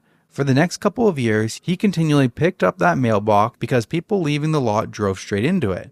Hell, a fucking mail truck took it out once. After plenty of back and forth with the city and the post office, he put in a thick, bright yellow concrete post that mounted the mailbox on it. He even pulled up a nearby bush, part of the shrubbery separating his lot from the neighboring one, so as to make the mailbox extremely visible. This unmovable mailbox claimed 3 to 4 victims per month. Jesus. Wow. Very interesting. Yeah. That's some consequences for sure. All right, back to you. Me. Okay, so this one is coming from AITAH, and it is the second top rated at 72,000 upvotes. The first top rated one we have already read on our Patreon again. Episode 15. So we get the good ones for our Patreon. Yep. So if you want to listen to that, please join our Patreon. And check out episode 15. Okay, so this one has 72,000 upvotes and is titled, My Husband Gave Me a, quote, warning tap, and I called it abuse. Am I the asshole? As I am writing this, I am laying in bed with my mom.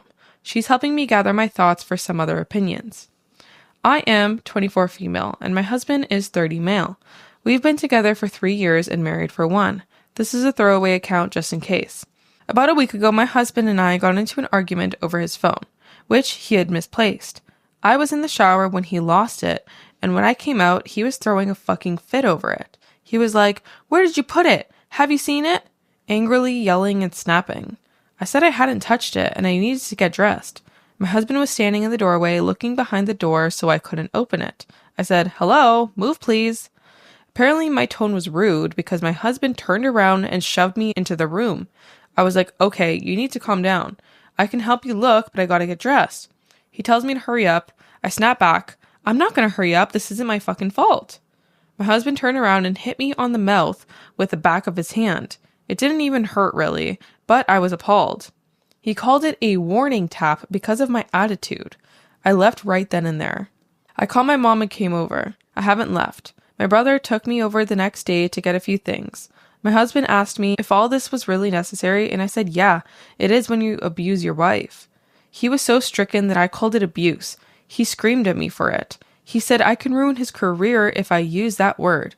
I know that I can, and I know he didn't even hurt me, but that's how I feel. He sent me several texts threatening to divorce me if I use that word again, or try to hurt his career by saying it to someone important. Am I the asshole for saying this, potentially citing this, and potentially ruining his career? I don't know how anything has to do with his career. Maybe he's like a police officer or something like that. I don't fucking know, but I'm going to call that abuse. That is abuse. 100%. The fuck? First he pushed you. First he's yelling at you. Then he pushed you. And then he backhanded you even though it was soft. The fuck? No. This, when I was thinking of this is like, I've always I heard it one time and it recognized me and I believed it, but like you can always tell the size of a person by the things that make them mad. Dude is bursting a gasket, losing his shit over a lost phone. It's probably because he has stuff to hide on it. Probably. I think it's a lot more than just he lost his phone. I think didn't even think of that. I He's got think that was my secrets. first thought. Yeah, he has secrets and Doesn't he want her to thinks- be alone with the phone. Yeah, he's scared that she's gonna find something out. But move on. Fuck this. But like, if you're in your relationships and the partner that you have a relationship with has this like uncontrollable rage that over the smallest things, that is not a reliable person that you want in your life. No, exactly. And honestly, like a quote unquote warning tap is probably a blessing in disguise for you Because it could have been harder. could have been so much worse. And this is him showing early signs of abuse. And yeah, he could potentially A warning tap is saying that it's going to be worse in the future. Exactly. What are you warning about? A full-on punch to the face? Yeah, no, Like, exactly. What the hell is a warning tap? A warning tap only means that I will escalate further in the future. This is 100%, yeah, abuse. Top comment. When my boyfriend couldn't find his phone, he asked me to call him, like a normal person. Yeah, exactly. Yeah, he has stuff to hide for sure. Even if he had nothing to hide, this is fucked up. No, 100%. I just think it gets worse. All right. Back to me? Yes. All right, this one is coming from Today I Fucked Up. It was the #1 rated post, coming in at 44,000 upvotes, posted 4 months ago. Today I fucked up by trying to bang a goth baddie, and my wife found out. My 31 female, wife, 32 female, and I are in a happy and healthy relationship. That said, we've been together since high school, so we both felt we missed out on a little by each being each other's only sexual experiences. We've talked about this at length and decided a few years ago that we are okay with having a few hall passes in our relationship, since we were very much intent to stay together for the rest of our lives and don't want any resentment over missed possibilities. Plus, it's pretty rare that we could even find such an opportunity, as it's a little hard to find hookups when you're in a committed marriage and don't go out much. We even gave each other advance approval in case a situation arises, so long as we're safe about it and tell each other immediately afterwards. We both used one hall pass. Each was someone we knew well enough but would never see again, and no issue came of it. In fact, it's only made us even more secure in our relationship and how much we genuinely appreciate being with each other. Recently, I had to travel to London for work. I don't normally get to travel for work, so I decided to make a trip out of it and spend a few extra days on my own time in the city after the project was done. My wife couldn't join because she didn't have any vacation time left, but was very supportive of me taking some time to explore since I'd never been to London and she has. Being cheap and being a pretty outgoing guy, when I'm so inclined, I decided to stay in a hostel. I was interested in meeting other travelers since I didn't know anyone in the city and love being sociable with new people. I chatted with several of the people staying there, and in particular a very attractive French girl in her mid-20s who dressed super goth. For context, I loved the goth girl look. I'd been sucked into the goth girlfriend propaganda online, much to the annoyance of my wife. It isn't her style, but she has been nice enough to cater to me by putting on sexy goth outfits on occasion, since she knows it's a huge fantasy of mine. Still, I pester her constantly to be more goth because I enjoy it so much. Anyway, I ended up spending a little time with the goth French baddie. We both went to the hostel's happy hour event and hit it off there. I found out she was recently single and was in London for an art show. Turns out we are both into emo music and we talked about our favorite bands.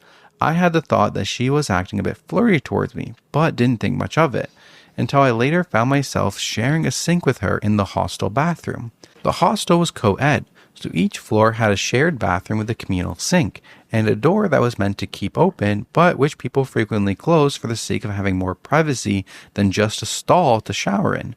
So I'm brushing my teeth while chatting up the real-life version of Shadowheart, who, mind you, is wearing an extremely low-cut top, when she suddenly closes the bathroom door behind us. In my mind, my wildest fantasy about to come true. It's even more exciting because of the adrenaline rush of being in a semi-public setting, and the girl is so into me that she would make such a bold move. I can't believe this is actually happening to me. I instantly get hard. Then she turns around and asks, "Are you interested in learning about our Lord and Savior, Jesus Christ?" What the fuck? She had me cornered for 10 minutes trying to talk me into salvation while I grew increasingly despondent and immensely disappointed, with the whiplash going from what could have been one of the crowning moments of my life to pure and utter dejection. When I told my wife this story, she laughed for a solid hour. She said it's karma for annoying her about wanting a goth girlfriend. Oh my God. Top comment. I didn't expect that at all. I'm freaking dead. I'm dying. Top comment. Every woman reading this has a brand new weapon to get away from guys they don't want hitting on them.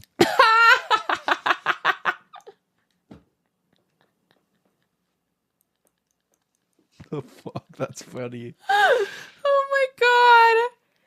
Oh my God. This is the best turn of events. Second top comment. Not the kind of missionary you had in mind, eh? Wait, that's so good. That's a great comment. Yeah. That's so funny. Oh my God. Damn. How do you react to that? Literally, what would you...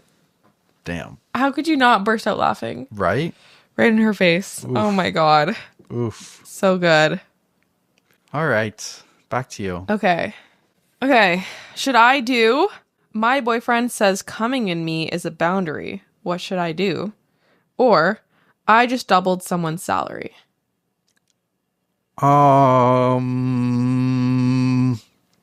Let's go for the coming story. Why not? Okie dokie. Okay, so this one is the top rated in the relationship advice subreddit at 14,000 upvotes. So sorry, the update is the top rated one, but there's two parts to it. So let me read the first part first. I, 21 female, have had an IUD for the entire time my boyfriend, 26 male, and I have been together, and it has caused me nothing but problems with my hormones and severe cramping at random times, and my period is extremely irregular. Since I've had an IUD the whole time we've been together, I have always let him and wanted him to finish in me during sex. Now, since I'm getting my IUD removed and it is recommended to not have sex for a week before getting it removed to prevent pregnancy, me and my boyfriend have been arguing about it nonstop. I have a very high libido, so does he. So I've been asking to have sex still, with protection or at least for him to pull out, and he says no, which is fine, but stated that the reason he's saying no is I'm breaking a boundary because he needs to come in me, and by not letting him come in me, I'm hurting him. He's getting upset because I keep trying to initiate sex, but I insist on using protection, which he doesn't believe in using. Last night, we got into another heated argument about this, and I went outside for a walk to take a breather. When I got home, I guess he didn't hear me come back in, because when I walked into our room, he was bawling his eyes out, crying with his dick out and watching porn. For context, watching porn is something I've never been comfortable with, and he promised me he doesn't do it. The more that I think about it, I feel like this is his way of getting back at me for breaking his boundary. Now I do feel bad because I kept asking because I've been super horny, and he told me it's no unless he can come in me, and I keep pressing him on the topic, but I feel like he's being unreasonable. And it's like, well, what are we going to do once my IUD is out? I guess we'll never have sex again? What the fuck is happening? Am I in a Twilight Zone? Does this dude, like... Does he want a child? Exactly. Does he want to bear a child? Exactly. Not bear. I'm confused. Have a child? Do you want unlimited amount of children?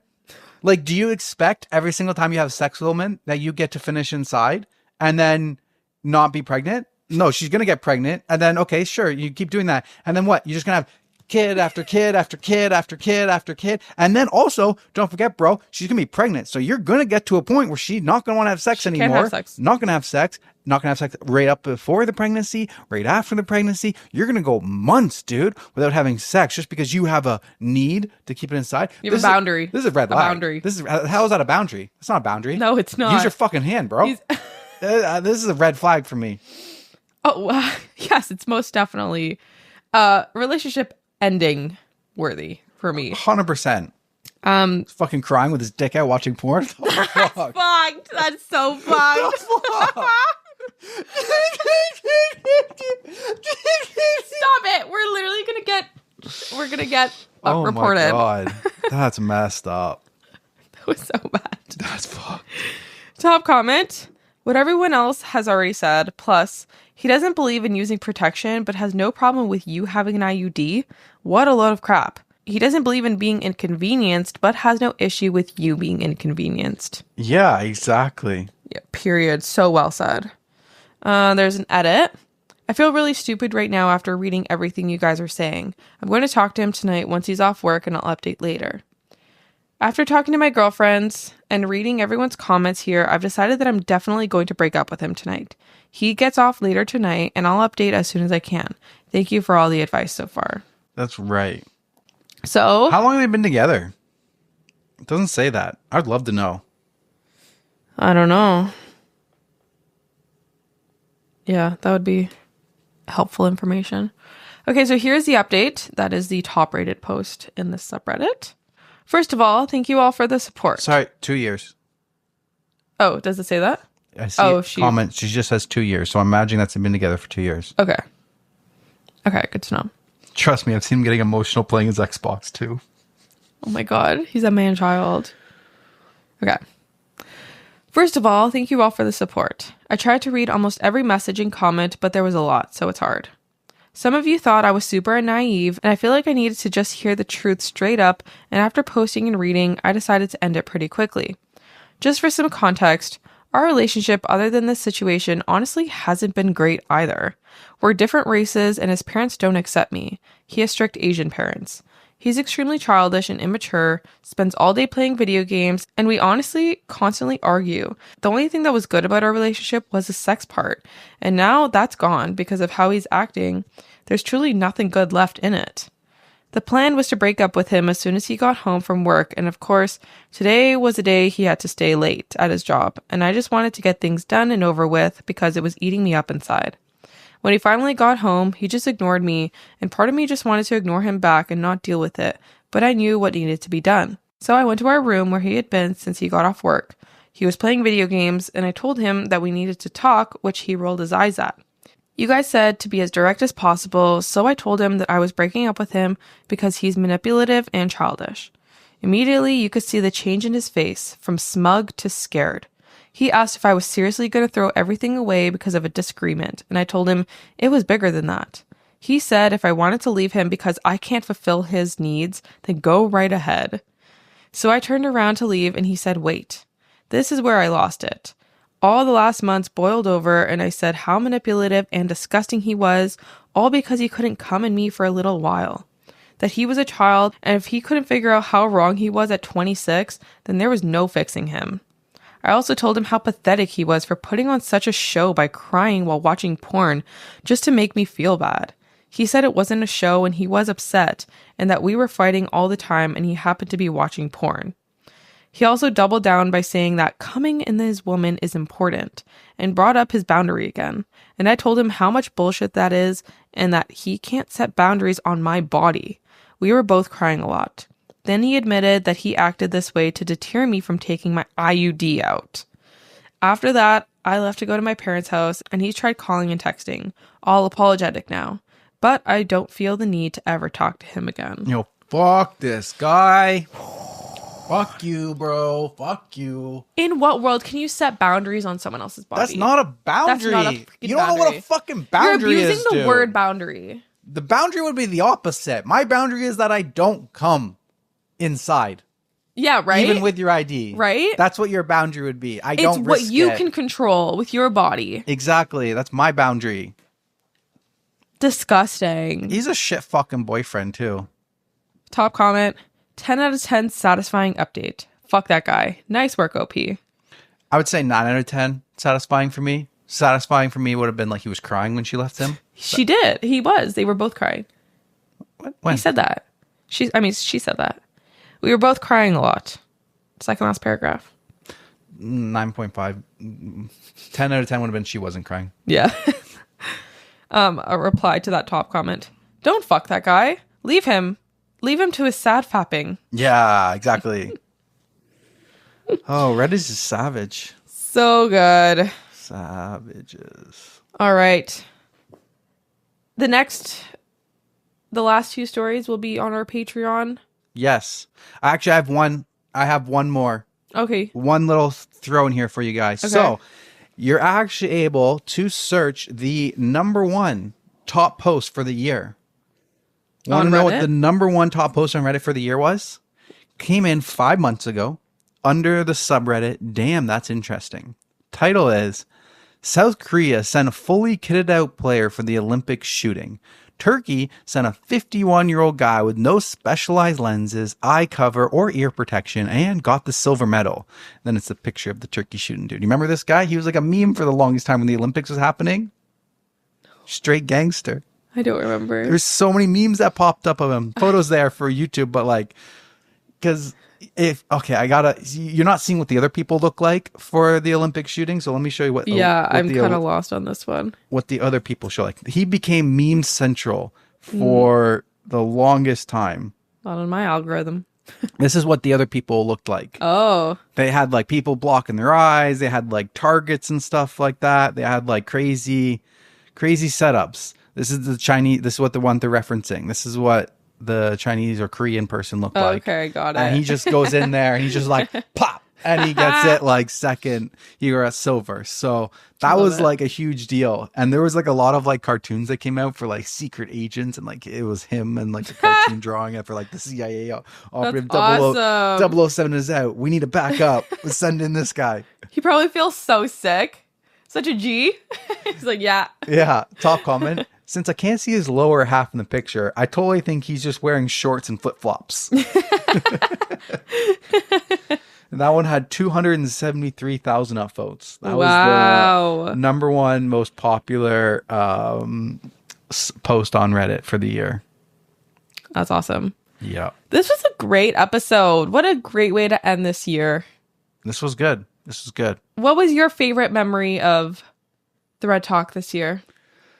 Favorite memory? I liked our Italian trip episode that we did.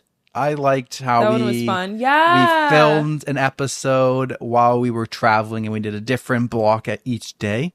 That one I was very memorable. I'd like to do more episodes like that because I want to travel more. Yeah, that was really fun actually. That's a good one. Shit, what's my favorite memory of ThreadTalk? I feel like nibblings. Nibblings. Oh my god, that was funny too. Yeah. That was funny so too. Good. Also, I think the best story I would say is probably the Bachelorette one. Yeah. With the boob job. The boob job and the ice the ice sculpture one. The ice sculpture. Yeah. Even though that ended up being fake. Yeah. It was no, we're not I don't think it was. It's hard to say. She came out and said that it was fiction and it was loosely based on the story and to avoid legal trouble. We don't know. It got very complicated. Maybe it wasn't fake. Maybe it was real. We don't know. Wonder what happened to that. But it was a really great story. It spanned over like a few episodes. Yeah, I remember I had like 8 updates. Yeah. That was episode 10. The original. That came out. And then we had to keep updating. We had to keep updating it. Yeah. But that was the Louisa episode. Yeah. We had some guests. We got to get Kat and Madison on for an episode. And Andrew. In 2025. He won't really be commenting, but no, sure. but just be in frame. Show everybody. Our cutie nephew. Yeah. Oh, it's been good. So thank you for everybody coming on board. If you're watching on YouTube, please smash the like button, subscribe, to hit that subscribe button. If you're on Spotify, we appreciate all the comments. We're going to do the Q&A segment. We have one Q&A question. Yes, we do. We still haven't launched the Q&A. The time that we first started talking about Q&A was on the Christmas episode. And we still haven't, that hasn't gone live yet. That's for us, like at this time, when we're filming, because we are bulking. So if you have any questions for us, you're curious about anything about Denver and Teresa or ThreadTalk, throw the comment down below on Spotify or YouTube. We'll screenshot it and we will talk about it in a future episode. One person commented from our Patreon for this one, so we are now in our Q&A segment of the show. Okay, so question for Q&A: what has the journey of making the podcast been like for you? Did you prepare in any way beforehand? Example, did you study editing, linguistics, writing, etc.? Or did you just fly by the seat of your pants and hope your bridges stayed clean? And what have you learned about the process along the way? Anything you would do differently if you started everything today? So let's start with part 1 of that question. Okay. What has the journey of making the podcast been like for you? It's been surreal. I think surreal is a great way to explain it, because I didn't come into this thinking that it would blow up the way it did. We would have so many of you listening. So, yeah, I don't know. I remember at the beginning when we like first did this little studio, we have the bathroom right over there. And every time I would walk past it, I'm like, babe, we're podcasters. Look at our studio. We're here. Yeah, what did we do? It took us like 3 or 4 months from when we started. I think we did like studio in like March and we started in like December. So it was like months. 3 months. Then we decided to like, because at the beginning we were setting up the microphones on the couch and then taking it down every time. Yes. And we're like, well, if we set up the den, which was just like a storage area, then we can permanently leave this stuff and we won't have to keep setting it up. Yeah. So yeah, it's been so surreal and so exciting and so much fun, honestly. Like, I really do love doing it. And I feel like I have enjoyed the journey, and the journey of making the podcast, I feel like, is kind of like our relationship. Yes. We learn It's a been, lot like, about stronger. each other. Yeah. We have, like, our communication skills have improved. I feel like it's... Even before, when we used to be, like, listening to Two Hot Takes, and we would, like, sit in the car and, like, pause it and then give our opinions about things, like, even doing that, like, I feel like is great. And knowing that there are other people out there doing that with our podcast just feels so awesome. That's pretty cool. And we've had people comment that, like, oh, like, I watched this with my husband, boyfriend, whatever, and it's, like, strengthened our relationship. And I think that's so cool, because that's kind of, like, where we started, too. Yeah. And that's how we got this idea to give, like, our own thoughts and opinions on some Reddit stories. And the journey has also been great for Denver. Like, Denver was able to... The journey for me has been really good, because in April, I was let go from my work at Porsche. Yes. And this has been now become my full-time job. We were able to monetize it and make full-time income. And I think part of the reason that I was let go from my job was because of the effort that I was putting into this. It was kind of seeping into my work life where I shouldn't have been. I should have been keeping it more secret, or separate. But it has been really good for me that I hadn't had to go out and find another full-time job. And it's made me be able to work from home and stay around you a lot more. Yes. So that has been really good for us. Yeah, we spend a lot more time together now. Almost too much time. It is a lot of time. But I will say, like, during the day, like, I'm still working. And singing. 9 to 5. And, and singing. And we don't really talk during the day. No, besides lunch. No, not too much. Yeah, exactly. It's still, like, even though we're right beside each other. We're not like, we're still separate. Like, we're still working. Yeah. But yeah, it's also saved time with, like, you used to have to commute. I You don't obviously have to commute didn't anymore. work from home. So saving gas money. Yeah, it's been really freeing having this. It's been a good journey. I'm very excited for me, year 1 of the journey. Also for me, like, I know I just started a new job, but it's also like maybe there's a light at the end of the tunnel for me as well one day. Tracy won't have to work until she's 65. That's my thing. I'm like, okay, maybe it won't happen for a few years, but, like, at least I won't have to have, like, a corporate job for until I'm 65. Hopefully. Hopefully. Yeah. Otherwise, I don't know what I'm going to do with myself. Oh my God. Okay, next part. Did you prepare in any way beforehand? Examples: study editing, linguistics, and writing, etc.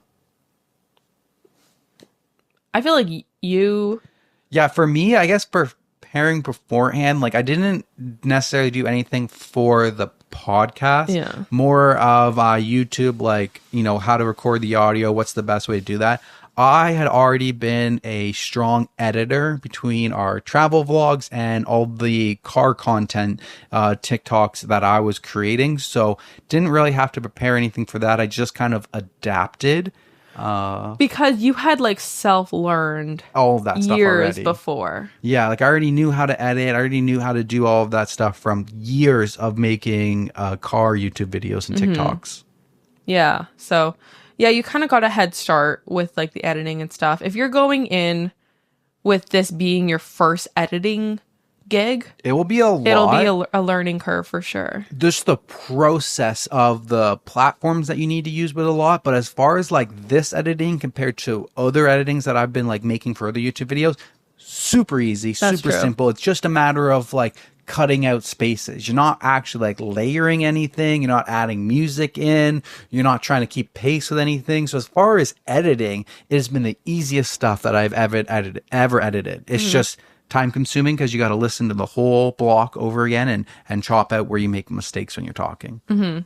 What were the examples? She gave linguistics, writing. Linguistics, no. Like our first language is English, and most of these stories are in English. I still learn a lot of new words. Yes, that is true. Nibblings? Nibblings. Who would have thunk? I didn't know nibblings was short form for or never word for nieces and nephews, but yeah. Yeah. There are a lot of words that we have to Google and even pronounce. Like, I don't know if you guys noticed, but like there's some cuts and for like words that we don't know how to pronounce, we have to like pause and what the hell is this English word? And like look up the pronunciation of it. So English is hard. It is hard. And then what have you learned about the process along the way? I feel like we've learned a lot about the process. The beginning, we didn't edit the very first episode. We didn't even like edit out our mistakes. Oh, yeah. We edited that. I learned that I needed a more powerful laptop to process it once we started doing everything in 4K. You know, microphones set up. I guess the process of like finding stories, the themes, the processes for that, whether we want guests or we don't want guests on the show. I guess also like taking feedback and criticism from you guys. Like I don't really take it lightly. Like I really do take into consideration like everything that you guys have to say through comments or messages.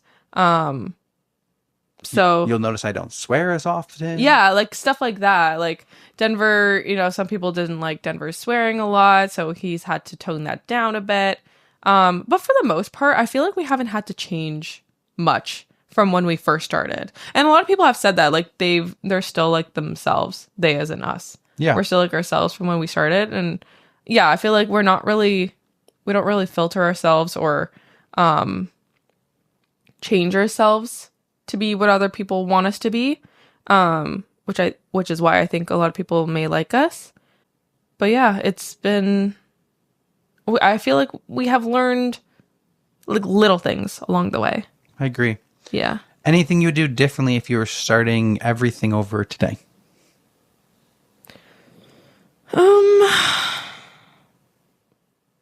I don't think so.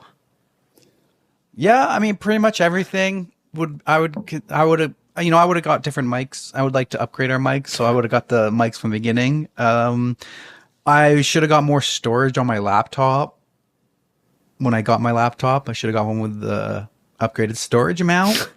That's really it. I can't think of anything else that I would do differently. I don't think so. I like everything. Everything's been going really good, really smoothly. I got nothing. I think everything's been... I'm really trying to think of something. I can't think of anything I would do differently. Everything's rolling good. Yeah.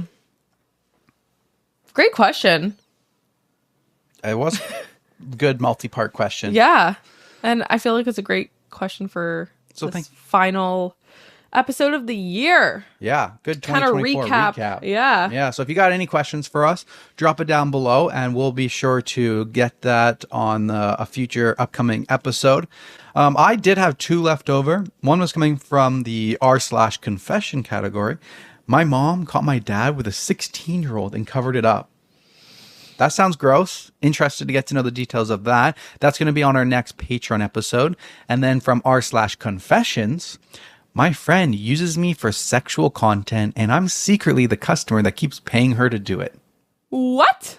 So those are going to be jaw-dropping wild ones for Patreon episode number 32. So we can't wait to see you guys there. And did you just add that last one? Because I don't remember that title. Yeah, I found that one myself. Okay. I'm like, what? Yep. That is new. Yep, it is. So yeah, that's it. That's all we got. Drop the likes, drop the comments, 5-star reviews on Spotify. We appreciate all your support. Appreciate our sponsors coming on board. Support the show by supporting the sponsors. ThreadTalk merch. Everything. Just shameless plugs. Yep, this Thank is the you plug all. time. If you made it all the way to the end, you're getting all the plugs. Happy New Year. Hope you had a great year. Yes. And Hope we you had a good cannot Christmas. wait for a great 2025. And if you got any theme suggestions for us, Let us drop know. those down below. We'll try and include some of those in the future. And Thank you all for being here. What a great, wonderful year we've had at Thread Talk. we're out. Bye. Sing something. It's not fun when it's forced. Sing Snow on a Beach. Snow on the beach. No, sing with me. What's a New Year Taylor Swift song? New Year's Day. Sing New Year's There's Day. glitter on the floor after the party. Girls carrying the shoes down in the lobby. Can I walk some boards on the hardwood floor? You and me from the night before. Don't read the last page, but I stay. Okay, I'm done. Bye. Bye.